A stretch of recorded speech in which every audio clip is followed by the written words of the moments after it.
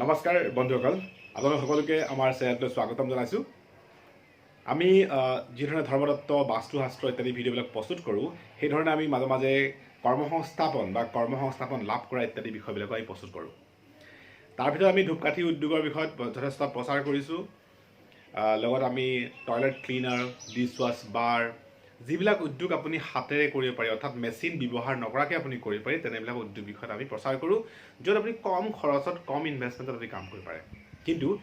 আজি আমি আলোচনা যিটো বিষয় কৰিম, এইটো অতি গুৰুত্বপূৰ্ণ, কিয়নো এই লকডাউন চিটুৱেশ্যনত আপুনি না ধূপকাঠি কাম প্ৰপাৰলি আপুনি আগবঢ়াব পাৰে, না আপুনি টয়লেট ক্লিনাৰ, না ডিছৱাছ বাৰ এইবিলাক কৰিব পাৰে। কিন্তু আপুনি এই সময়খিনিত এনেই থকাতকৈ কিছু এনে কাম কৰি থকাটো প্ৰয়োজন, এনে কাম কৰাটো প্ৰয়োজন, যি কাম হয়তো লকডাউন দীঘলীয়া হ'লেও আপুনি কিন্তু তাৰ পৰা যথেষ্ট পৰিমাণে উপাৰ্জন কৰিব পাৰিব। অৰ্থাৎ আপোনাৰ কাম ষ্টপ হৈ নাযায়, আপুনি কণ্টিনিউৱাছ কাম কৰি থাকিব পাৰিব। দুটা কামৰ বিষয়ে আলোচনা কৰিম। প্ৰথম কামটো এজ নৰ্মেল, যিহেতু আমি ধূপকাঠিৰ সৈতে জড়িত, গতিকে ধূপকাঠিৰ লগত আপুনি কেনেকৈ ঘৰতে কৰি থাকিব পৰা কাম, সেইটো বিষয়ে আলোচনা কৰিম। ছেকেণ্ড কামটো আলোচনা কৰিম, যিটো ভেৰি ইণ্টাৰেষ্টিং হয়, ভেৰি সহজকৈ আপুনি কৰিব পাৰে। তাৰ কাৰণে অলপমান ধৈৰ্য ধৰি কথাখিনি শুনিব লাগিব, আৰু আপুনি নিশ্চয় 2 নম্বৰ যিটো অপশ্যন, সেই অপশ্যনটো আপুনি কৰিব পাৰিব। গতিকে প্ৰথম অপশ্যনটো আৰম্ভ কৰি লওঁ। আপুনি নিশ্চয় জানে যে ধূপকাঠি ইণ্ডাষ্ট্ৰীত, ধূপকাঠি উদ্যোগ কৰোঁতে আমি যিবিলাক ষ্টিক ব্যৱহাৰ কৰোঁ, বিশেষকৈ বাঁহৰ যিবিলাক ষ্টিক ব্যৱহাৰ কৰোঁ, বাঁহৰ ষ্টিকত কাৰ্বন লগোৱা থাকে, আৰু নেচাৰেল ধূপকাঠিত আমি নেচাৰেল বিভিন্ন ধৰণৰ হেৰিবিলাক লগোৱা থাকে। এতিয়া যিহেতু আপুনি নিশ্চয় জানে যে যিবিলাক কাঠি ষ্টিক আমি বাহিৰৰ পৰা আনিব লগা হয়, বা ৰ মেটেৰিয়েলছবিলাক বাহিৰৰ পৰা আনিব লগা হয়, কিন্তু এই লকডাউনত আপুনিতো সম্ভৱ নহয় বাহিৰৰ পৰা অনা, আৰু হয়তো কিমান সময়লৈকে আহিব তাৰ কোনো হিচাপ নাই, কোনো গেৰেণ্টি নাই। কিন্তু লোকেলি আপুনি তাক প্ৰস্তুত কৰিব পাৰে, লোকেলি তাক আপুনি বনাব পাৰে, আৰু ইয়াৰ পিছত আপুনি যথেষ্ট বায়াৰ আপুনি পাই যাব। আৰু আমি নিশ্চয় আপোনাক সহায় কৰিম চেলছৰ ক্ষেত্ৰত, এই ষ্টিক, ৰ ষ্টিক বিক্ৰী ক্ষেত্ৰত আমি নিশ্চয় সহায় কৰিম। কিন্তু আপুনি নিজেও যদি তাক চেষ্টা কৰি থাকে, আপুনি যদি নিজেও তাক প্ৰয়াস কৰে চেল কৰিবৰ কাৰণে, অট'মেটিকেলি বহুত পৰিমাণে চেল হয়। এতিয়া কথাটোলৈ আহোঁ, কি আপুনি কেনেকৈ কৰিব। আপুনি আপোনাৰ ঘৰৰ ওচৰৰ অঞ্চলত যথেষ্ট বাঁহ পোৱা যায়, আৰু আপুনি নিশ্চয় জানে যে বাঁহৰ যদি আপুনি মূঢ়াটো, যিবিলাক আমি ৱেষ্টেজ হয়, পেলাই দিয়া যায়, এইবিলাক যদি আপুনি গুড়ি কৰে, তো এটা পাউডাৰ ওলাব, আৰু সেই পাউডাৰটো আপুনি ধূপকাঠিৰ ৰ মেটেৰিয়েল নিচিনা আপুনি ব্যৱহাৰ কৰিব পাৰে। আৰু বজাৰৰ পৰা যদি অলপ আপুনি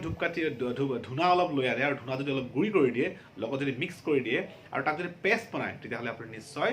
ধূপকাঠিৰ এটা আপুনি যিটো ৰ মেটেৰিয়েল, সেইটো আপুনি প্ৰস্তুত কৰিব পাৰে। বহু লোকে তাতে গোবৰো অলপ পৰিমাণে ইউজ কৰে, তেনেকৈও আপুনি কৰিব পাৰে। গতিকে যদি আপুনি বাঁহৰ ষ্টিকটো 8 ইঞ্চি আৰু 9 ইঞ্চি, মনত ৰাখিব কথা এইটোৱে, 8 ইঞ্চি আৰু 9 ইঞ্চিকৈ বাঁহবোৰ কাটি ল'ব লাগে। কাটি লৈ আপুনি তাক স্কেলৰ নিচিনা প্ৰথম কৰি ল'ব লাগে, একদম পাতল স্কেলৰ নিচিনা কৰিব লাগে, আৰু স্কেলডালৰ পিছত আপুনি তাক সৰু সৰুকৈ এটা ষ্টিক আপুনি ৰেডি কৰিব লাগে। এটা কথা ঠিক যে অলপ পৰিমাণে মিহি নহয়, যিটো ধূপকাঠি মেচিন মেড যিটো ৰাউণ্ড ষ্টিক থাকে, সেইটো মিহি হয়, এইটো অলপ মিহি নহ'ব। কিন্তু আপুনি যদি কৰি থকাৰ অভ্যাস কৰে, তেতিয়াহ'লে এইটো নিশ্চয় সিমান পৰিমাণৰ মিহি নহ'লেও ইউজ কৰিব পৰা এটা কোৱালিটি আপুনি আহি যায়। তো আপুনি যদি সেনেকৈ ষ্টিক বনাবলৈ ধৰে, আপুনি নিশ্চয় জানে যে এডাল বাঁহত যদি আপুনি 200 টকাটো কিনি লয়, আমাৰ গাঁও অঞ্চলততো যিবিলাক বাঁহৰ আগবিলাক মৰি যায়, সেই বাঁহটো এনেই পেলাই দিয়ে। তো আপুনি সেই বাঁহবিলাক যদি আপুনি তাক ষ্টিক বনাবলৈ চেষ্টা কৰে, তেতিয়াহ'লে নিশ্চয় এডাল বাঁহৰ পৰা আপুনি 1000 ৰুপিজলৈকে আৰ্ণ কৰিব পাৰে। যিহেতু আপুনি জানে, যদি ৰাউণ্ড ষ্টিকটো মাৰ্কেটৰ পৰা আপুনি কিনিবলৈ যোৱা যায়, তো আপোনাৰ পৰা 100 টকা কিলো লয়। কিন্তু সেই ৰাউণ্ড ষ্টিকটো নহৈ পেলাই যদি আপুনি ধৰি লওক অলপ ৰাউণ্ড ষ্টিক, নৰ্মেল ষ্টিক হ'ল, তো আপুনি এটলিষ্ট 50 টকা কিলো পাব। তো গতিকে যদি আপুনি এডাল বাঁহৰ পৰা যদি আপুনি সেইধৰণে বনাবলৈ চেষ্টা কৰে, বাঁহৰ ৰ ষ্টিকবিলাক, যিবিলাক ষ্টিকবিলাক, তেতিয়াহ'লে নিশ্চয় ইয়াৰ পৰা যথেষ্ট লাভ হ'ব পাৰে। ছেকেণ্ড পাৰ্টটো হ'ল, যদি আপুনি বাঁহৰ মূঢ়াটো, যিবিলাক বাঁহৰ মূঢ়া ৱেষ্টেজ থাকে, পেলাই দিয়া যায়, খান্দি দিয়া যায়, এৰুৱাই দিয়া যায়, বা সেই ধৰণৰ যিবিলাক মূঢ়াবিলাক থাকে, সেইবিলাক তাক আপুনি গুড়ি কৰিব পাৰে। গুড়ি কৰিবৰ কাৰণে তাৰ কাৰণে আপুনি ইমান বেছি টান প্ৰচেছ নাথাকে। তাক আপুনি নৰ্মেলি ভালকৈ শুকুৱাব লাগে, ড্ৰাই কৰিব লাগে, তাৰপিছত তাক আপুনি গুড়ি কৰিব পৰা অৱস্থাত, বা ভালকৈ খুন্দিয়ালে সি গুড়ি হৈ যায়। তাৰোপৰি আপুনি ধৰি লওক যিবিলাক কাঠৰ যিবিলাক মিল থাকে, তাতে গুড়ি কিছুমান গুড়া থাকে, সেই গুড়াবিলাকো আপুনি ব্যৱহাৰ কৰিব পাৰে। ইয়াৰ লগতে আপুনি গোবৰ মিক্স কৰিব পাৰে, বা ধূনা মিক্স কৰিব পাৰে, তেতিয়াহ'লে আপুনি কোনো চেণ্টৰ দিয়াৰো কোনো দৰকাৰ নাথাকে, বা কোনো চেণ্ট বা অইল ইউজ কৰাৰ কোনো প্ৰয়োজন নাথাকে। তো এইধৰণে আপুনি ধূপকাঠি ৰ ষ্টিক ঘৰতে প্ৰস্তুত কৰিব পাৰে। যথেষ্ট গ্ৰাম্য অঞ্চলত কৰিব পৰা এটা ভাল উদ্যোগ হয়। আপুনি আপোনাৰ গাঁওখনক যদি এই উদ্যোগেৰে স্বাৱলম্বী কৰিব বিচাৰে, তেতিয়াহ'লে দেখিব যে আপুনি গোটেই গাঁওখনে স্বাৱলম্বী হ'ব। আপুনি এই কামটো কৰিব পাৰে অন্তত এটলিষ্ট মানে ঘৰখনত এনেই বহি থকাতকৈ এজন লোকে ঘৰত এনেই সময়বিলাক অতিবাহিত কৰাতকৈ মাহৰ মূৰত যদি তেওঁ এটলিষ্ট নিজৰ খৰচটোকে ধৰণে উলিয়াব পাৰে যথেষ্ট লাভ হয় তো আপুনি এবাৰ চেষ্টা কৰি চাব চেষ্টা কৰি পেলাই আপুনি যদি ভাবে যে মই ঠিক আছে কৰিম তেতিয়াহ'লে মোৰলৈ আপুনি হোৱাটছআপ কৰি পেলাই আপোনাৰ ভিডিঅ' পঠাওক মোৰ নম্বৰটো এগেইন কৰি দিছোঁ হোৱাটছআপ নম্বৰটো 8486100124 ইয়াত আপুনি হোৱাটছআপ কৰিব কেতিয়াবা হয়তো ফোন ৰিচিভ কৰিব নোৱাৰি পাৰোঁ তেতিয়া আপুনি নিশ্চয় হোৱাটছআপ কৰি মোক জনাব আৰু আপোনালোকে যদি সঁচাকৈ প্ৰস্তুত কৰিছে তেতিয়াহ'লে মোলৈ হোৱাটছআপ কৰি দিব মই এটা আপোনাক প্লানিং কৰি ল'ম কেনেকৈ আপুনি কৰিব পাৰিব ভালকৈ আপোনাক বুজাই দিম এগেইন আৰু তাক আপুনি প্ৰস্তুত কৰিব পাৰে আৰু আপুনি কেনেকৈ চেল কৰিব সেইটো বিষয়টো মই আপোনাক কমপ্লিট গাইডেঞ্চ প্ৰভাইড কৰিম আৰু যদি আপুনি ভাবে যে ঠিক আছে আমাৰ লগতে আপুনি চেলছ বিক্ৰীৰ ক্ষেত্ৰতে হওক বা বনোৱা ক্ষেত্ৰতে হওক গতিকে আমাৰ লগত জড়িত হৈ কাম কৰিব বিচাৰিছে তেতিয়াহ'লে আপুনি নিশ্চয় কৰিব পাৰে লকডাউন সময়ত আপুনি কৰি থাকিব পাৰিব আফটাৰ দ্য লকডাউন আমি তাক বিক্ৰী কৰিবলৈ ফুল্লি ট্ৰাই কৰিম তো আপুনি আমাৰ লগত জড়িত হ'ব পাৰে তেনেকৈ গতিকে বেম্বো ষ্টিকটো বনাব পাৰে আৰু যেতিয়া এতিয়াতো নৰ্মেলি প্ৰিণ্টিং প্ৰেছবিলাকো বন্ধ আছে গতিকে পেকেট প্ৰিণ্টিঙো আপুনি এতিয়া নহয় আৰু তো গতিকে আফটাৰ দ্য লকডাউন বা আফটাৰ দ্য এই চিটুৱেশ্যনটোৰ পিছতে নিশ্চয় পেকেটবিলাক হাত লৈ আহিব তো আপুনি যদি আমাৰ পৰা অলপ পেকেটো লৈ আপুনি বা আপুনি নিজৰ যদি ব্ৰাণ্ড বনায় তেতিয়াহ'লে আপুনি আমাৰ লগত জড়িত হ'ব পাৰিব আমাৰো অলপ পেকেট আপুনি লৈ ল'ব আৰু পেকেটত আপুনি পেকেটিং কৰি তাক আপুনি মাৰ্কেটত চেল কৰিব পাৰিব কম ইনভেষ্টমেণ্টত লয়ছ ইনভেষ্টমেণ্টত কৰিব পৰা এটা উদ্যোগ আপুনি ঘৰতে কৰিব উইদাউট এনি একো প্ৰডাক্ট আপুনি একো ৰ মেটেৰিয়েল নিকিনাকৈ আপুনি কৰিব পাৰে জাষ্ট টেকনিকটো প্ৰয়োজন আছে তো যদি আপুনি ভাবে যে এই টেকনিকটো আৰু ভালকৈ শিকোঁ আৰু ভালকৈ তাক আমি গাইডেঞ্চ লাগে তেতিয়াহ'লে নিশ্চয় মোলৈ আপুনি হোৱাটছআপ কৰিব মোলৈ কল কৰিব মই আপোনাক ছাৰ্ভিচ দিবৰ কাৰণে চেষ্টা কৰিম এতিয়া আমি আহোঁ ছেকেণ্ড পাৰ্টটোলৈ ছেকেণ্ড পাৰ্ট যিহেতু এতিয়া লকডাউন বা কৰোণা এই ধৰণৰ চিটুৱেশ্যনবিলাক হয়তো অলপ লং টাইম চলিবও পাৰে বিভিন্ন সমস্যা আহিবও পাৰে বা বিভিন্ন চিটুৱেশ্যনবিলাক আহিব পাৰে কিন্তু আপুনিতো বহি থাকিলে নহ'ব বা আপুনি কিবা এটা বিষয়ত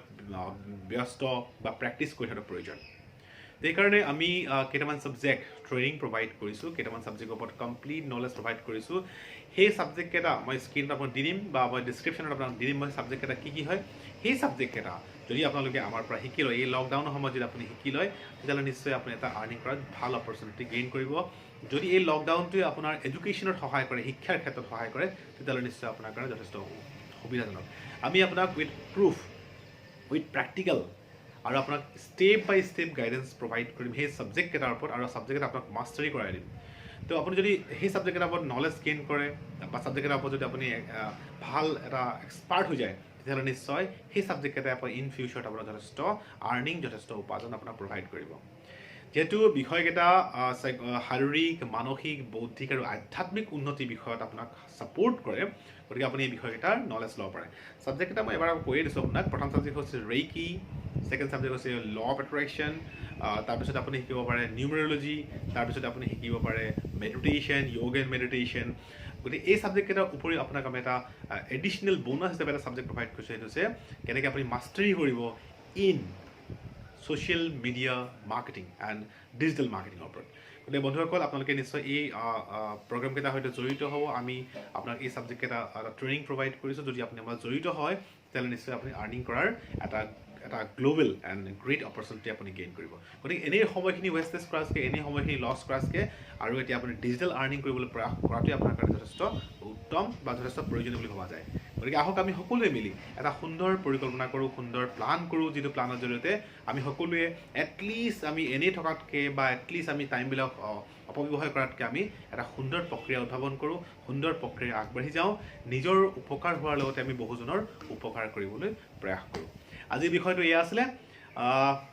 নিশ্চয় আপোনালোকৰ মতামত পৰামৰ্শ হোৱাটছআপ কমেণ্ট আশা কৰিছোঁ আৰু নিশ্চয় আপোনালোকৰ আহি থকা সময়খিনি অতি সাহসেৰে আগবাঢ়ি যাওক সমস্যা আমাৰ জীৱনত আহিবই সমস্যাবিলাকৰ মোকাবিলা কৰাটো আপোনাৰ কাৰণে দায়িত্ব কৰ্তব্য কাৰণ আপুনি সমাজৰ প্ৰতিয়ে হওক বা আপোনাৰ নিজৰ প্ৰতি এটা দায়িত্ব আছে কৰ্তব্য আছে গতিকে চেলেঞ্জ হিচাপে আপুনি আগবাঢ়ি যাব লাগিব যিমানেই আন্ধাৰ আহিব সিমানেই ৰাতিপুৱাৰ যি পোহৰ তাৰ ওচৰ চাপা যায় গতিকে আন্ধাৰ হ'লে নিৰাশ নহ'ব দুখ নকৰিব ইয়াৰ পিছত নিশ্চয় আমি পোহৰৰ আমি ৰেঙনি পোহৰৰ আমি আশা দেখিবলৈ পাম গতিকে আজিলৈ সামৰিছোঁ আপোনালোকৰ জীৱনটো সুন্দৰময় হওক আশাময় হওক তাৰে কামনা কৰিছোঁ ধন্যবাদ